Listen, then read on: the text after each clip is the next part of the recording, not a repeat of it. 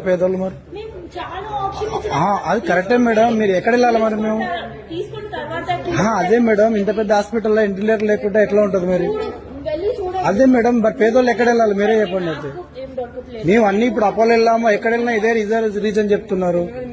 యశోద చాలా పెద్ద ఉంది కదా. అవును మేడం, మాకు పైసలు లేనందుకే కదా మేడం ఇక్కడ వచ్చింది మేము. అయితే గాంధీ అని వస్తున్నా వెళ్ళండి.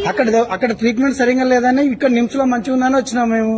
మీరు ప్రతిదానికి లేదంటే మేము ఎక్కడ వెళ్ళాలా మేడం? చూడు మా ఒక్కడు కూడా ఆప్షన్ పోర్ట్ ఉంటే తీసుకుంటాం. మేము వెళ్ళి తీసుకోవడానికి ఎట్లా ఉంటుంది మేడం? మీకు కొంచెం ఇట్లా రిక్వెస్ట్ చేస్తే ఇట్లా ఇంత ఇట్లా అర్థం చేసుకుంటున్నారు మేడం. అది కోసమే చెప్తున్నా కదా, అది కోసమే చెప్తున్నా కదా. మా దగ్గర ఉన్న పైసలు లేదు మేడం. పైసలు ఉన్నట్టే మేము అంత హాస్పిటల్కి ఇడికి ఎందుకు వస్తుంటాం మేడం? తర్వాత ఏం చేయాలి? టచ్ చేద్దాం.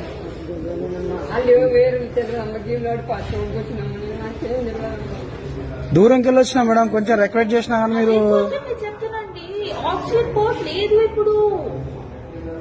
తీసుకుంటే తర్వాత ట్రీట్మెంట్ ఎట్లా ఇవ్వాలి? మేము ఇంత పెద్ద ఎక్కడ పోయినా అదే రీజన్ చెప్తున్నారు. వెళ్ళి చూడు, మేము రాంగ్ చెప్తే అక్కడ వెళ్ళి చూడు. ఒక్కటి కూడా ఆక్సిజన్ పోర్ట్ ఉంటే మేము తీసుకుంటాం. నాకు ఏంటి పేషెంట్ మేము తీసుకుంటాం. స్ట్రోక్ లేక వచ్చినందుకే కదా మేడం.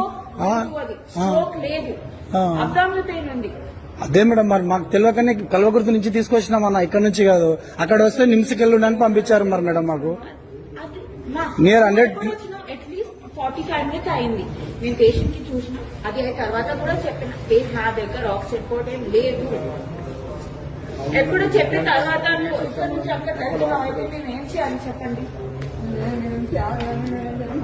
అండ్ అది వీడియో పనిచేయండి. మరి అవును మేడం, మరి నేను మరి ఎక్కడ చెప్పాలి చెప్పండి? మరి మీరు కొంచెం కూడా రిక్వెస్ట్ చేసుకుంటున్నారు కదా మేడం. మీరు రాంగ్ చెప్తే అక్కడ వెళ్ళి చూడు. ఒక్కటి ఇంతగానో ఉన్నప్పుడు మరి ఇంకెక్కడ పోతుందని చెప్పండి అన్న. మీరు ఇలా చూసుకున్నా కదా, దేనైనా అడ్జస్ట్ చేసి చేస్తారు కదా.